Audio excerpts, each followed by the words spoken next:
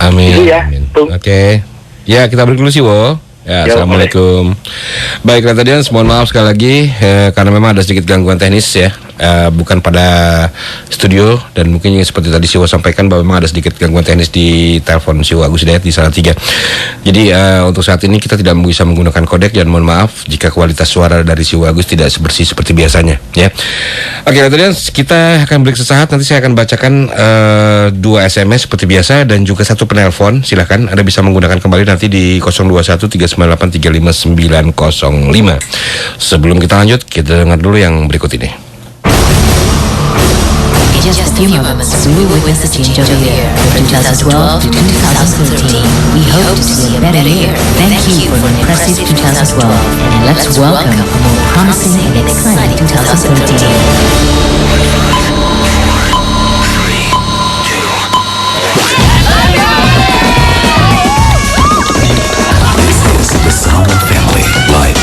Journey has been long and winding, one that we will cherish to keep the light of hope alive. Welcome to 2013. Light Audience, banyak keceriaan yang kita lalui bersama di 2012. Semoga di 2013 kita tetap satu dalam keluarga. Saya Firdaus, Station Manager Light FM. Happy New Year's, stay close to your family. Be part of our family. Just follow our Twitter at LITE105. Anytime, anywhere. This is the sound of family. 105.8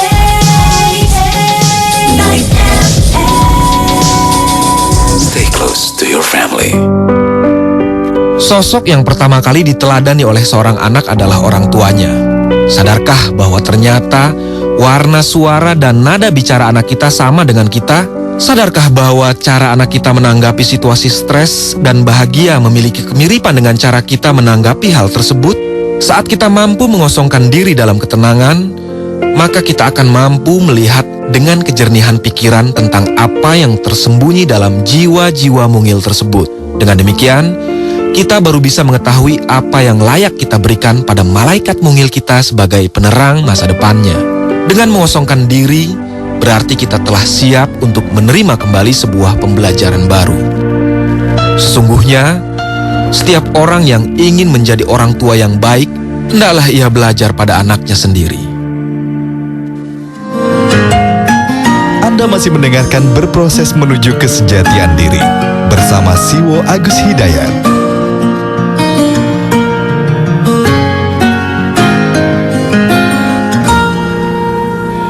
Ya baik, Retorians, kita lanjut kembali di sesi kedua ini dalam Berproses Menuju Kesejatian Diri dan tentunya masih bersama Siwo Agus Hidayat untuk sharing kita hari ini, hari Kamis tanggal 3 Januari 2013. Siwo, assalamualaikum. Waalaikumsalam. Iya, kita lanjut lagi ya Siwo ya. Jadi seperti biasa, kita akan terima 1 penelpon di 021-398-35905 dan juga 2 SMS ya Siwo ya. Boleh. Oke. By the way Siwo, sebelumnya ada salam dari Ibu, selamat tahun baru katanya Siwo. Sami-sami, selamat tahun baru juga. Iya, baik. Silakan Netedans, kembali saya buka di 021-398-35905. Ya. Oke, sambil kita menantikan telepon yang masuk, kita bacakan dulu SMS ya Siwo ya. Yuk. Ya, ini dari Dodo di Halim. Assalamualaikum Siwo. Yang telepon dulu didulukan. Iya, sambil kita menantikan Siwo karena belum masuk. Oh, boleh. Ya. Sambil kita kita bacakan dulu SMS agar bisa terbacakan semua. Ini dari Dodo di Halim. Assalamualaikum Siwo. Waalaikumsalam. Pertanyaan sharingnya yang pertama adalah kenapa Tuhan menciptakan alam semesta ini dengan segala isinya dan makhluknya? Kemudian, apa yang diinginkan Tuhan dari makhluk dan ciptaannya? Apakah Apa yang diinginkan Tuhan dari makhluk dan ciptaannya? yang diinginkan? Tuhan dari makhluk dan ciptaannya. Bukankah Tuhan tidak memerlukan siapapun? Mohon sharing dari Siwo. Ini dari Dodo di Halim. Bisa ditangkap ya Siwo ya? Oke, dan yang kedua adalah dari Ginanjar di Jakarta. Assalamualaikum Siwo. Ya, bagaimana cara mengesahkan Tuhan dalam diri seseorang? mengesahkan Tuhan dalam diri seseorang. Oke. dalam diri maksudnya apa ini? Bagaimana cara mengesahkan Tuhan dalam diri seseorang? Mungkin maksudnya seseorang itu bagaimana mengesahkan dalam hatinya kali. Mengesahkan Tuhan gitu mungkin. Barangkali begitu ya Jiwo ya. Mudah-mudahan benar ya Mas Ginanjar ya. Silakan kalau memang kurang puas silakan dikirimkan SMS kembali ya. Dan lihat audiens silakan 0213983505. Ya bisa Anda pergunakan kembali untuk langsung berkomunikasi, berinteraksi langsung dengan Siwo Agus Hidayat. Bisa ya? Sudah bisa ya? Oke, 021398350905 kembali saya buka. Baik. Iya. Oke, 021398350905 dan ya, tadi sekali lagi kami mohon maaf untuk hari ini insya Allah kita tidak bisa menggunakan kodek, artinya suara Siwo Agus Hidayat pun tidak begitu jernih terdengar. Mudah-mudahan di acara berikutnya minggu depan kita bisa kembali seperti biasa ya. Oke. Siwo, kelihatannya ada sedikit kendala dengan telepon. Gimana Siwo? Apa kita bacakan SMS lagi atau gimana? Ya boleh, satu lagi. Satu SMS lagi ya. Iya. Oke, ini saya bacakan dari Denny di Jakarta Selatan. Assalamualaikum Denny di Jakarta Selatan. Assalamualaikum Siwo. Waalaikumsalam. Siwo, apa itu syirik? Apa itu syirik tersembunyi dan apa yang jadi penghalang antara kita dengan Allah? Tersembunyi. Apakah yang dinamakan syirik tersembunyi? Ya. Dan apa yang jadi penghalang antara kita dengan Allah?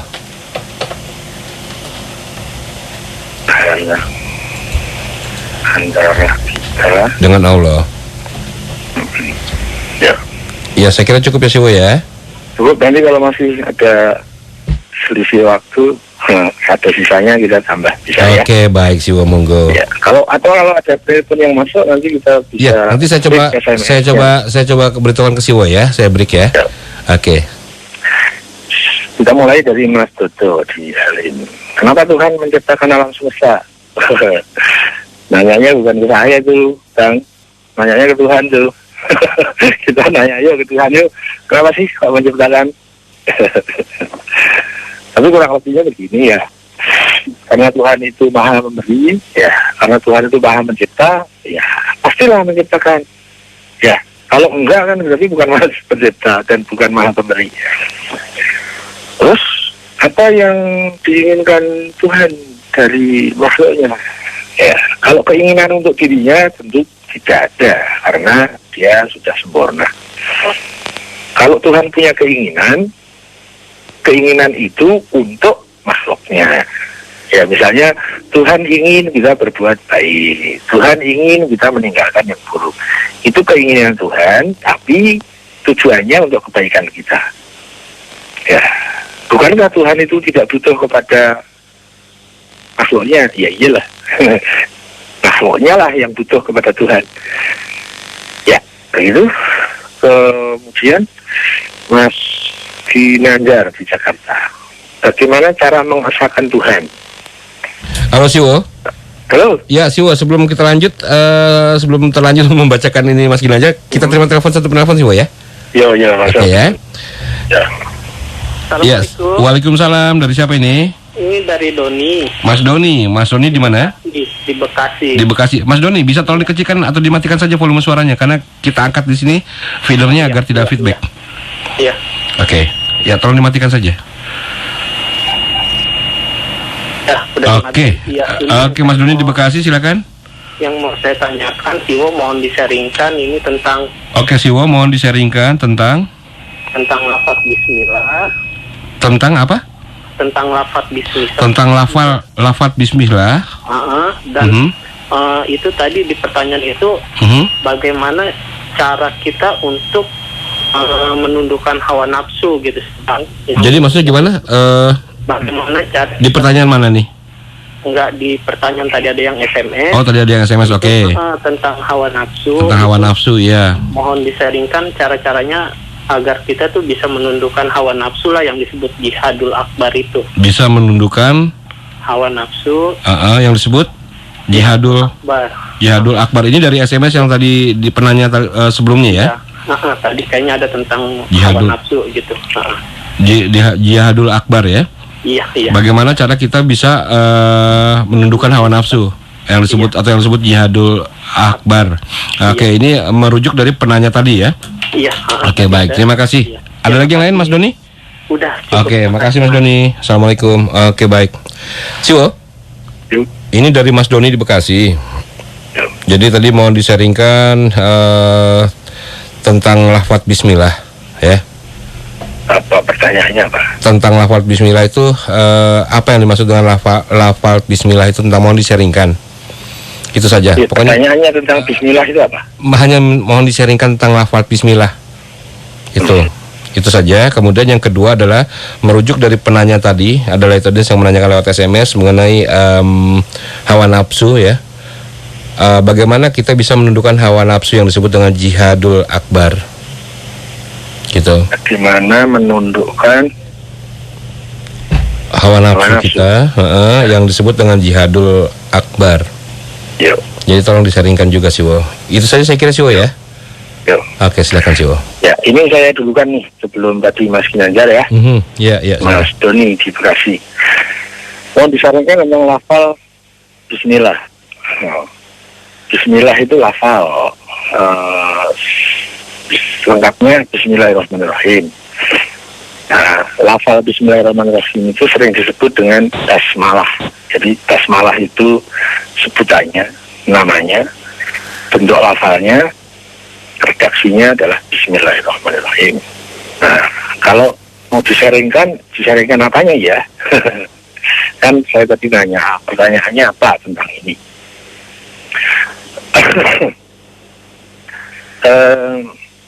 Basmalah itu adalah salah satu ayat di dalam ayat-ayat Al-Quran. Nah, kalau Mas Doni mau tahu tentang ayat ini, langsung saja merujuk ke ahli tafsir. Atau kalau tidak bisa ketemu orangnya, ya bisa ketemu kitabnya. Jadi buka saja kitab tafsir. Kalau sedikit yang ada pada saya tentang bismillah misalnya ya,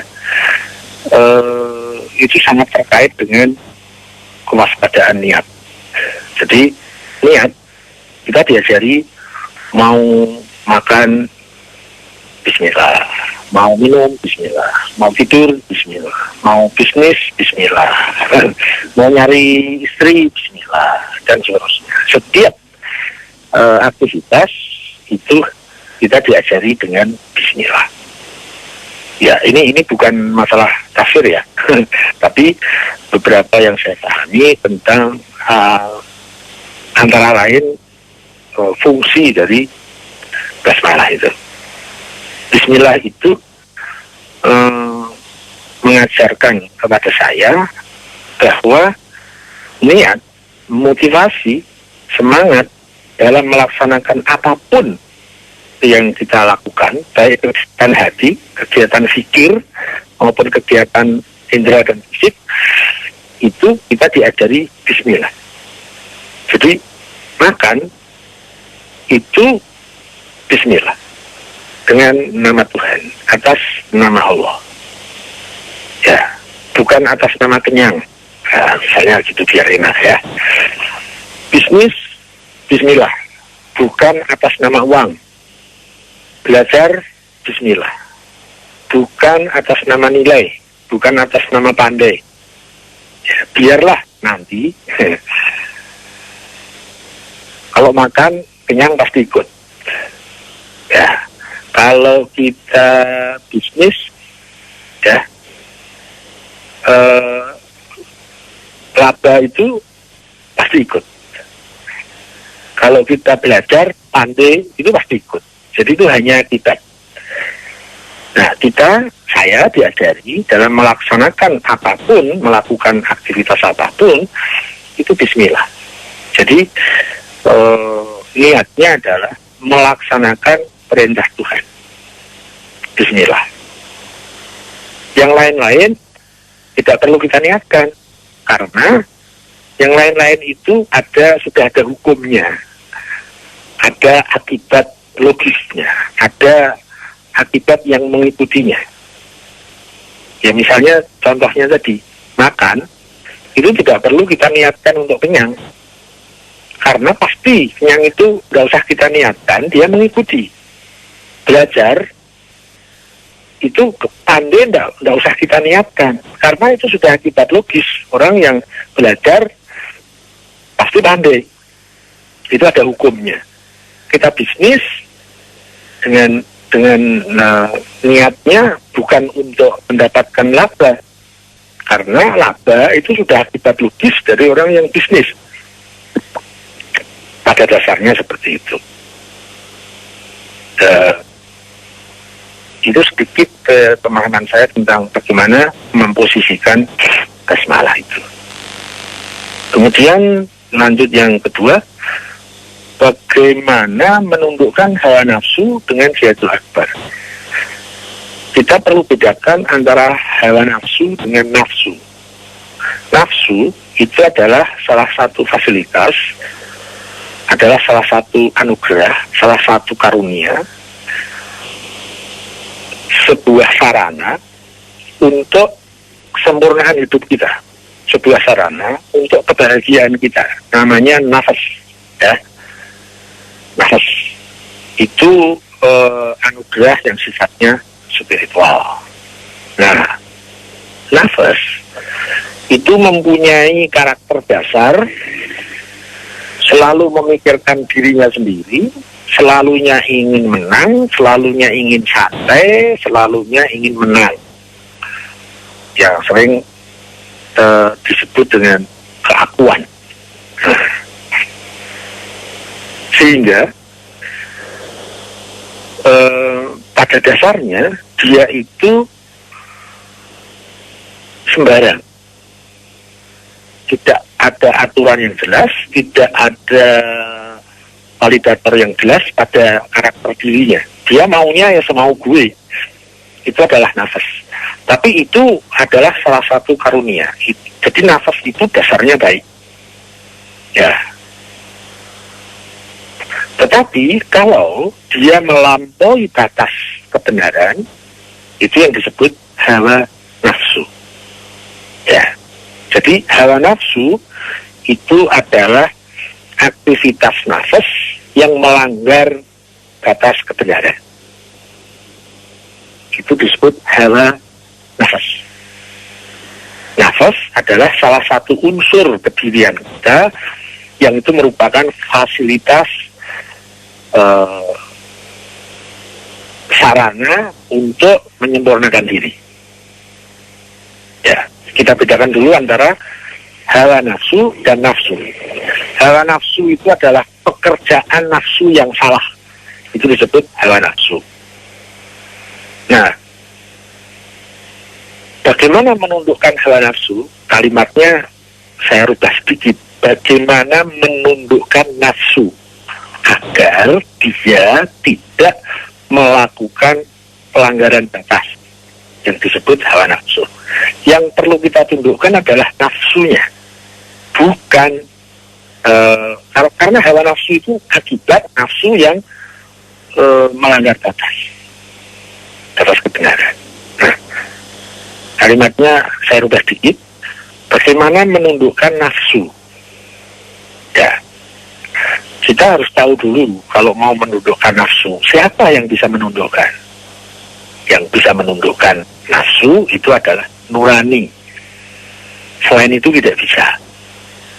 Ya, dalam diri kita yang batin, yang batiniah, yang spiritual, itu ada dua unsur besar. Ada sarana besar, yaitu nafas dan nurani. Nafas selalu mengajak kepada diri, nurani selalu mengajak kepada Tuhan. Nafas selalu mengajak senang, nurani selalu mengajak benar. Nafas selalu mengajak egoisme kedirian, nurani selalu mengajak kebenaran bersama-sama. Nafas selalu pengen sukses sendiri, Yang penting saya menang, yang penting saya sukses. Sementara kalau nurani mengajak sukses bersama-sama. Ya. Nah, kalau kita punya pemahaman tentang iblis misalnya, nah iblis itu bisanya mempengaruhi nafas kita. Jadi dia memprovokasi kita, aksesnya lewat nafas. Dia nggak mampu lewat nurani, karena nurani itu sesuatu yang suci dan tidak mampu dimasuki ke kotoran.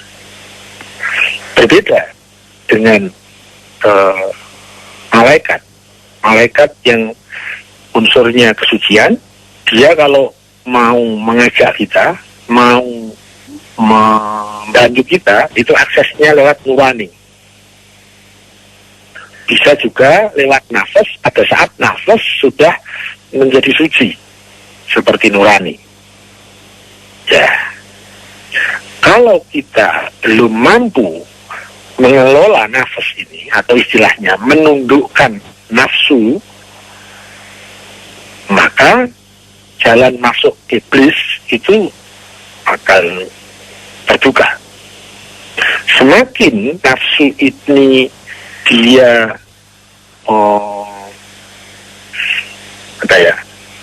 mensucikan diri, semakin dia itu memihak kepada nurani, memihak kepada kebenaran, dan nafsu ini bisa ditundukkan, dididik agar betul dia itu yang penting senang.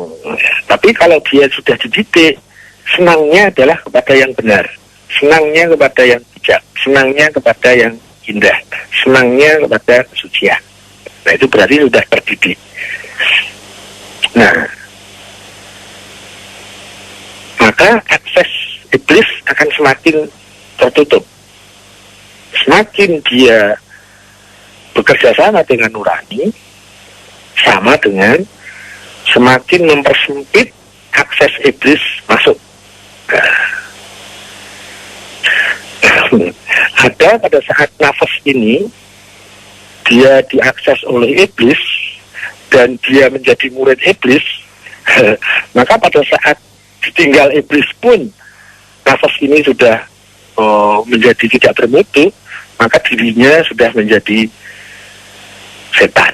Ya, setan itu segala hal yang merusak itu namanya setan. Semua sifat-sifat iblis itu namanya setan. Sehingga seandainya iblis sudah berhasil mendidik nafsu kita dan iblis sudah meninggalkan kita, nah nafsu kita sudah bisa jalan mengadopsi sifat-sifat iblis, maka diri kita sudah menjadi setan. Ya, setan itu bisa siapa saja, siapapun yang dia mengadopsi sifat-sifat iblis, itu namanya setan. Ya. Nah, pada saat nafas ini ditundukkan oleh nurani, dia bisa naik mutunya menjadi semakin benar, menjadi semakin suci. Pada saat dia sudah mau untuk dikelola, dipimpin oleh nurani, maka nafas ini bisa menjadi suci. Egonya bisa berubah. Bukan ego diri, tapi ego yang afiliasinya ke nurani. Dan nurani itu afiliasinya kepada Tuhan. Caranya, bagaimana menundukkan nafas yang semaupu itu? Caranya ada dua hal yang saya akan sharingkan, karena menurut saya dua hal ini menjadi andalan dalam menundukkan nafsu. Yaitu yang pertama adalah figur orang yang beliau itu sudah sukses dalam menundukkan nafsu. Jadi dia kita jadikan guru, kita jadikan pemimpin kita jadikan atasan kita, menjadi idola kita. Siapakah dia? Yaitu orang-orang yang sudah tidak lagi punya problem dalam menundukkan nafsunya. Saya sering mengistilahkan dengan pawang. Ya. Nafas itu punya sifat liar seperti hewan, tidak tahu aturan. Yang penting senang, yang penting menang. Gitu. Nah, cara untuk menundukkan nafsu yang liar itu, salah satunya yang terpenting adalah pada saat kita punya guru yang dia sudah berhasil menundukkan nafsunya, dia sudah menjadi pawang bagi nafas, sehingga kita bisa belajar ke beliau. Kita bisa menjadikan beliau sebagai pemandu bagaimana kita menundukkan nafas. Itu satu hal yang sangat penting. Kalau kita belum ketemu figur yang seperti itu, kita bisa menggunakan ilmu-ilmu ketuhanan, ilmu tauhid. Dengan ilmu tauhid itu kita diajari bagaimana agar nurani kita ini bisa mengeluarkan potensinya, dan bagaimana dia bisa menundukkan nafsunya, tapi bukan untuk membunuh, tapi untuk mendidik. Dinaikkan mutu nafsunya, dikenalkan kepada kebenaran, dikenalkan kepada Tuhan, dan diajak untuk menjadi hamba Tuhan, agar nafas itu menerima kekuasaan Tuhan dalam dirinya, termasuk merelakan dirinya, nafas itu untuk diperintah oleh Tuhan. Nah, sering disebut hal seperti itu, yaitu jihadul akbar, perang yang terbesar. Tidak ada perang yang lebih besar dari itu, karena perangnya terhadap diri sendiri. Yang kita perangi adalah diri kita sendiri. Pada saat seseorang sudah mampu menundukkan diri nafasnya, maka akan kecenderungan pada saat dia punya musuh di luar, itu sudah kecil. Ya, tapi kalau di dalamnya itu masih ruwet, menghadapi musuh di luar, ya pasti sulit. Ya, kurang lebih seperti itu. Nah, salah satu bentuk praktis dari jihadun nafas itu adalah mewaspadai niat. Ya. Pada saat kita berniat, nah di sana ada peperangan. Saya mau mengikuti nafas atau mengikuti nurani. Nurani selalu mengajak kepada Tuhan, selalu mengajak kepada kebenaran bersama-sama. Nafas selalu dengan liarnya dia mengajak kepada kesenangan, mengajak kepada egoisme, dan menang sendiri. Ya, ada dua tadi caranya, yaitu kita memperdalam tauhid dan kita terapkan dalam aktivitas sehari-hari. Ada yang lebih ideal pada saat kita ketemu guru yang sudah menjadi pawang. Jadi dia sudah berhasil menundukkan nafasnya dan dia bisa membantu kita. Nurani kita dudukkan menjadi murid nurani beliau. Kurang lebih seperti itu yang saya pahami tentang jihadul nafas atau jihadul akbar. Pada saat kita kalah di perang ini, pasti perang terhadap musuh yang di luar pasti kalah. Inilah yang menentukan seseorang itu sukses atau tidak sukses masa depannya dalam seluruh perspektif nilai kehidupan.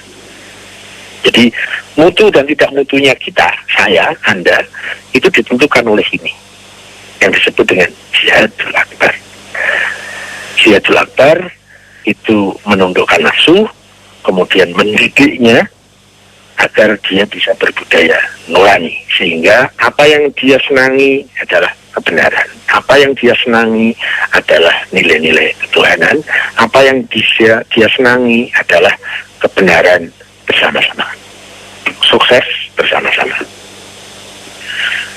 Itu tentang topik dari Mas Doni. Kemudian kita lanjut ke SMS, masih 2, Mas Ginanjar di Jakarta. Bagaimana cara mengesahkan Tuhan? Mengesahkan Tuhan itu menjadikan Tuhan nomor 1. Mengesahkan Tuhan itu menjadikan Tuhan sebagai penguasa hidup kita. Mengesahkan Tuhan itu menjadikan Tuhan sebagai pemerintah saya, pemberi perintah kepada saya. Yang lain-lain boleh memberi perintah kepada saya, tapi tidak boleh bertentangan dengan pemerintahan Tuhan. Orang lain boleh berkuasa atas diri saya, asal kekuasaan itu tidak bertentangan dengan kekuasaan Tuhan. Ya, misalnya yang diberi hak menguasai saya itu adalah orang tua saya. Diberi hak kepemimpinan, diberi hak kekuasaan, sehingga anak harus taat kepada orang tua. Tapi pada saat perintahnya, peraturannya itu tidak bertentangan dengan perintah Tuhan. Jadi tetap Tuhan sebagai perintah yang tertinggi. Semua orang boleh memerintah saya asal tidak bertentangan dengan perintah Tuhan. Seseorang boleh menyuruh saya, boleh. Saya boleh mentaati suruhan itu asalkan suruhan atau perintah itu tidak bertentangan dengan suruhan atau perintah Tuhan. Nah, itu antara lain mengesahkan Tuhan. Ya. Kalau kita sering membahas Tuhan Maha Kuasa, pertanyaan yang terpenting adalah apakah Tuhan yang Maha Kuasa itu sudah menguasai kehendak saya, sudah menguasai hidup saya? Kalau kita memahami Tuhan Maha Kuasa terhadap alam semesta, tapi kita belum rela dikuasai Tuhan, ya berarti kita belum mengesahkan Tuhan. Menjadikan Tuhan nomor 1, menjadikan Tuhan sebagai supremasi dalam seluruh tata kehidupan, itu mengesahkan Tuhan. Bagaimana agar bisa begitu? Ya tentu kita harus kenal dulu dengan Tuhan, kemudian kita paham dengan Tuhan, dan kita yakin bahwa Tuhan itu maha benar, maha baik, maha sempurna. Kalau kita belum yakin, kita masih ragu, masih banyak pertanyaan-pertanyaan yang bisa komplain terhadap Tuhan, maka kita tidak mungkin mau dan rela dikuasai oleh Tuhan. Syarat untuk kita bisa dikuasai oleh sesuatu itu pada saat kita betul-betul yakin 100% kepada sesuatu itu. Pada saat kita belum yakin kepada sesuatu, kita tidak mungkin rela untuk dikuasai sesuatu itu. Ya, itu nanti menyangkut tentang agar kita bisa menaikkan pemahaman kita, ma'rifah kita sampai kita yakin, apalagi bisa iman. Ya, itulah modal terbesar untuk kita bisa mengesahkan Tuhan. Dari ilmu tauhid yang sifatnya teoritis, kemudian kita praktekkan dalam bentuk praktis kehidupan sehari-hari. Kita yakin dulu dengan dia, baru kita bisa dikuasai.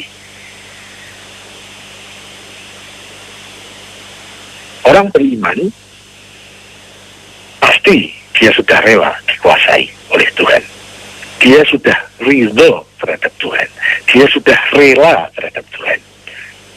Kalau kita bisa rela terhadap Tuhan, pasti kita juga akan direlai oleh Tuhan, akan diridhoi oleh Tuhan. Ya kan, kalau di masyarakat kan sudah banyak kalimat itu. Kita mencari ridho Tuhan agar kita diridhoi oleh Tuhan. Tapi caranya bagaimana agar kita diridhoi oleh Tuhan? Kita dulu harus rela terhadap Tuhan. Kita harus ridho terhadap Tuhan. Kita harus mengesahkan Tuhan. Oh, Tuhan punya perintah ini, kita harus rela. Oh, Tuhan punya aturan ini, kita harus rela. Oh, Tuhan punya takdir ini, kita harus rela. Nah, kalau kita belum rela sama yang maha benar saja kita belum rela, bagaimana mungkin kita bisa direlai oleh Tuhan? Kira-kira seperti itu. Itu salah satu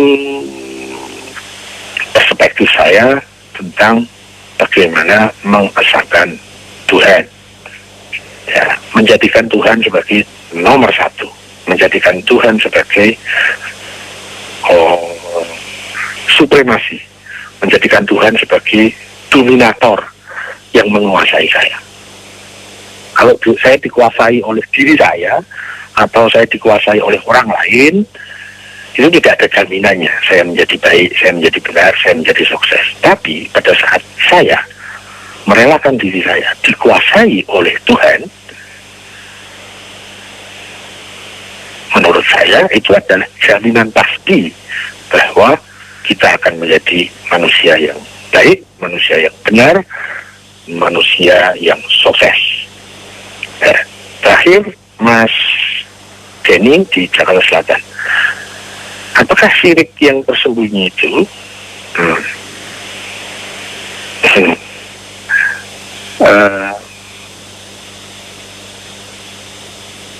begini, syirik itu adalah kita menuhankan Tuhan, tetapi juga menuhankan yang selainnya. Jadi kita punya Tuhan bukan satu, tapi lebih dari satu. Disebut mensyarikatkan Tuhan, mensyirikkan Tuhan. Syirik itu wilayahnya adalah wilayah keyakinan, ya, bukan wilayah aktivitas-aktivitas fisik misalnya, bukan wilayah perbuatan, bukan wilayah amali, tetapi wilayah keyakinan. Orang yang punya keyakinan bahwa ada sesuatu yang mandiri selain Tuhan. Maksudnya mandiri begini. Mandiri itu tidak bergantung kepada apa-apa. Itu mandiri. Contohnya begini.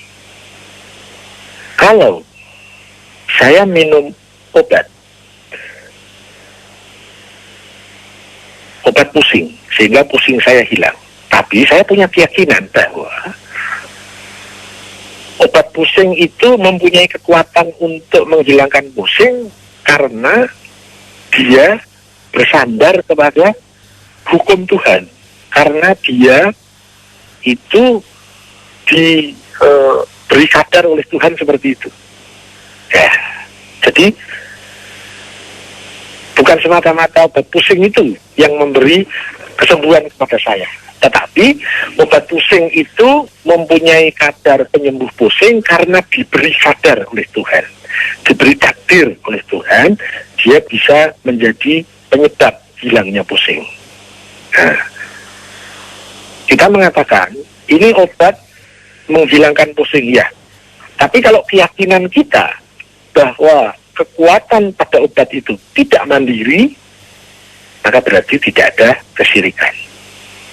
Tapi pada saat kita, keyakinan kita bahwa ini mandiri, tidak bergantung kepada Tuhan, maka keyakinan kita terhadap obat pusing itu termasuk syirik. Ya. Contoh lagi dalam kasus sehari-hari.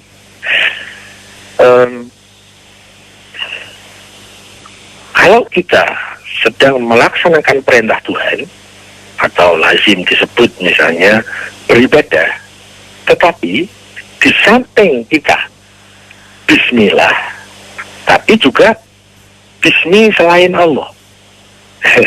Misalnya apa ya, bismi target misalnya, bismi kalau makan bismi kenyang, belajar bismi pandai, bisnis bismi uang. Nah,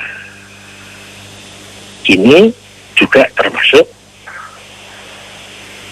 ya, kalau kita meyakini bahwa sesuatu itu sesuatu yang mandiri. Ya, jadi yang menjadikan saya pandai ya karena saya belajar. Yang menjadikan saya kenyang ya karena saya makan. Yang menjadikan saya kaya ya karena saya bisnis.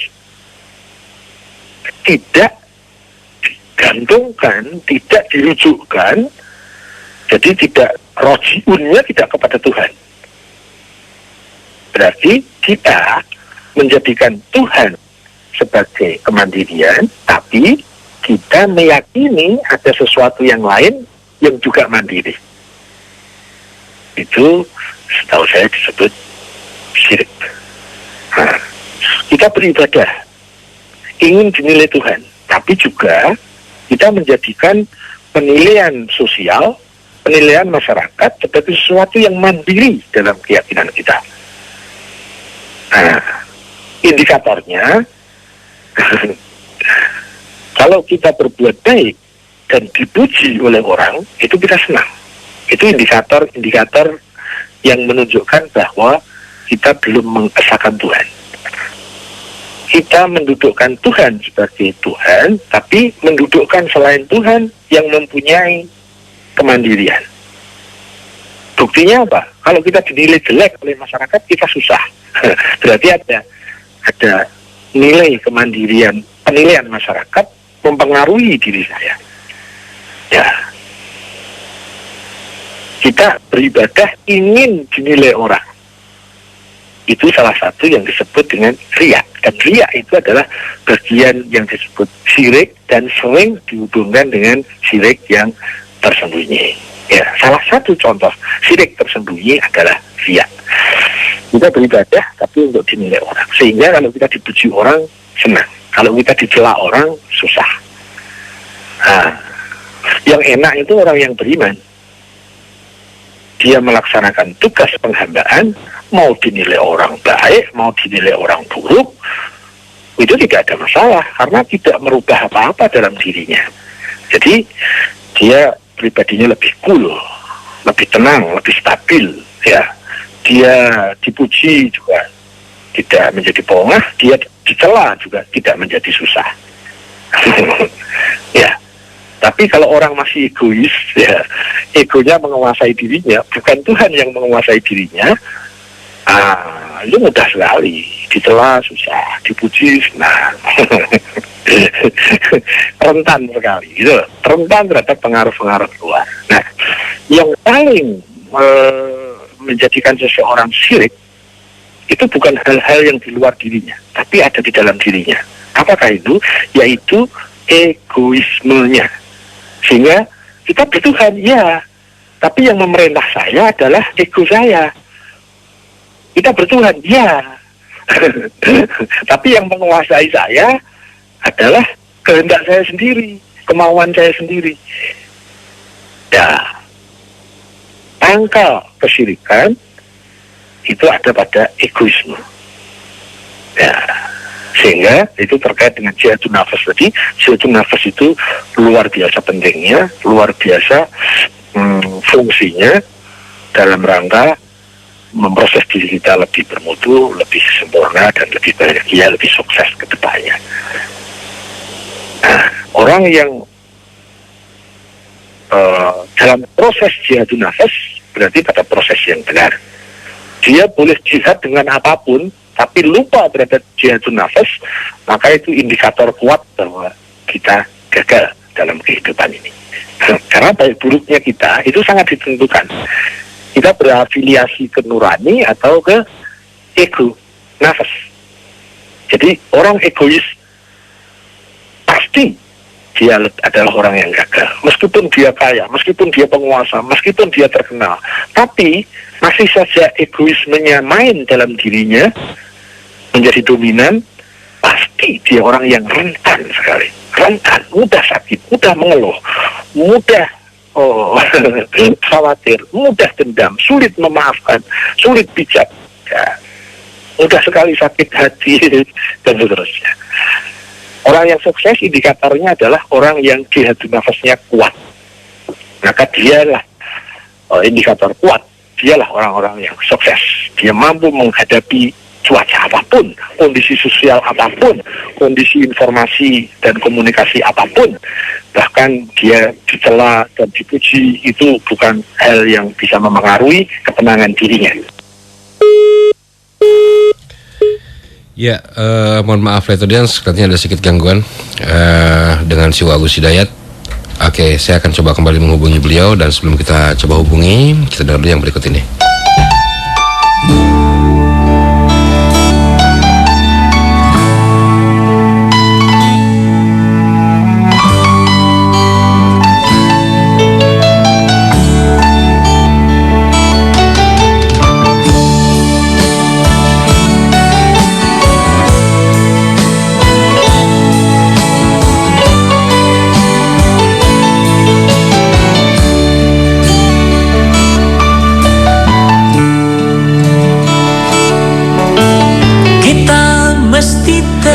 Iya, baik, kita sudah tersambung kembali dengan Siwo Agus Hidayat. Siwo, silakan dilanjut Siwo. Yuk. Ya, silakan dilanjut. Waktunya masih berapa menit? Sudah lebih sebetulnya, tapi nggak apa-apa lah. Kita lanjut lagi. Sudah lebih toh? Iya, sudah. Silakan, nggak apa Siwo, lanjut aja. Mau dilanjut? Iya, silakan. Mau ditambah waktunya? Iya, silakan Siwo. Wani Biro. Kasih tahu jangan ya. Kasih tahu ya. Ya, lanjut sedikit ya. Ya, silakan. Itu tentang syirik ya.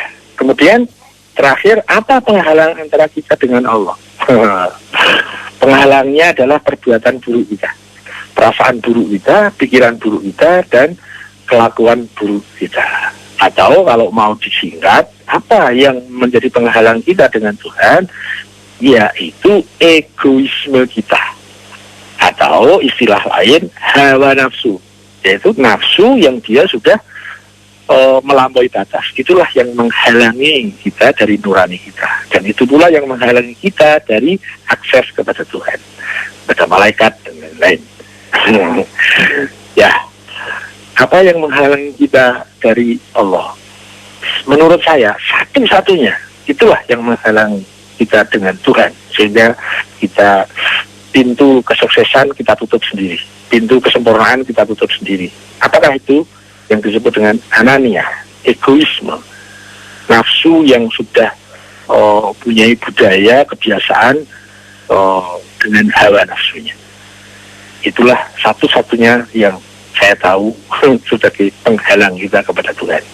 Jadi saya mengucapkan berduka cita bagi siapapun yang egois, dan saya turut berbahagia terhadap siapapun yang menjadikan nurani sebagai supremasi hidupnya. Karena hanya dengan nurani kita bisa berafiliasi kepada malaikat, hanya dengan nurani kita bisa berafiliasi kepada Tuhan.